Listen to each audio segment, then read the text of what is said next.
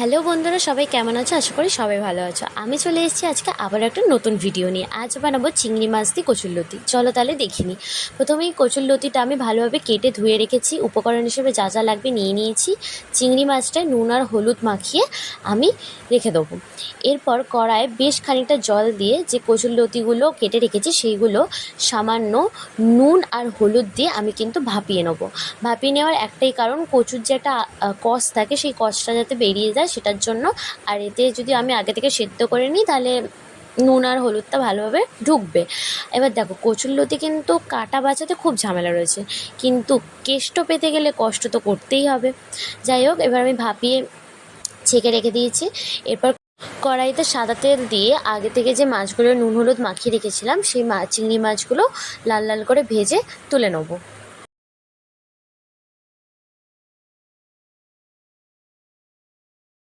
এরপর ওই কড়াইতেই বেশ খানিকটা সাদা তেল দিয়ে তাতে আগে থেকে যে পেঁয়াজগুলো আমি কুচো করে রেখেছিলাম সেগুলো দিয়ে একটুখানি লাল লাল করে ভাজা হওয়ার জন্য অপেক্ষা করব। ওপর থেকে সামান্য একটু নুন ছড়িয়ে দেবো, এতে পেঁয়াজটা তাড়াতাড়ি সিদ্ধও হয়ে যাবে আর লাল লাল করে তাড়াতাড়ি ভাজাও হয়ে যাবে। তারপর লাল লাল করে ভাজা হয়ে এলে যে রসুনটা আমি থিতো করেছিলাম সেই থিতো করা রসুনটাকে দিয়ে ভালোভাবে একটু নাড়াচাড়া করে নিয়ে তারপর তাতে একে একে মশলাগুলো আমি দিয়ে দেবো। সামান্য হলুদ গুঁড়ো, সামান্য লঙ্কা গুঁড়ো, পরিমাণ মতো কাশ্মীরি রেড চিলি পাউডার আর স্বাদ মতো নুন দিয়ে ভালোভাবে মশলাগুলোকে মিশিয়ে নিয়ে মশলাটাকে ভালোভাবে কষাবো। এরপর মশলাটা যেহেতু কড়াতে কষাতে কষাতে লেগে না যায় তার জন্য তাতে সামান্য পরিমাণে একটু জল দিয়ে মশলাটাকে ভালোভাবে কষাবো ততক্ষণ পর্যন্ত যতক্ষণ না তেল ছেড়ে আসছে। এরপর তেল ছেড়ে আসলে আগে থেকে যে চিংড়ি মাছগুলো ভেজে রেখেছিলাম সেই চিংড়ি মাছগুলোটাকে দিয়ে আর একটু ভালোভাবে কষিয়ে নিয়ে আগে থেকে যে কচুরলতিগুলো সেদ্ধ করে রেখেছিলাম সেগুলো দিয়ে দেবো। দিয়ে ভালোভাবে একটু নাড়াচাড়া করে মশলাটার সাথে মিশিয়ে দেবো। দিয়ে যেহেতু কচুরলতিটা আগে থেকে সেদ্ধ করে রেখেছি তাই বেশিক্ষণ আমাকে ঢেকে রান্না করতে হবে না, তবুও আমি একটু ঢেকে দেবো তাতে যাতে নুন মিষ্টি তেল ঝাল ভালোভাবে ঢোকে।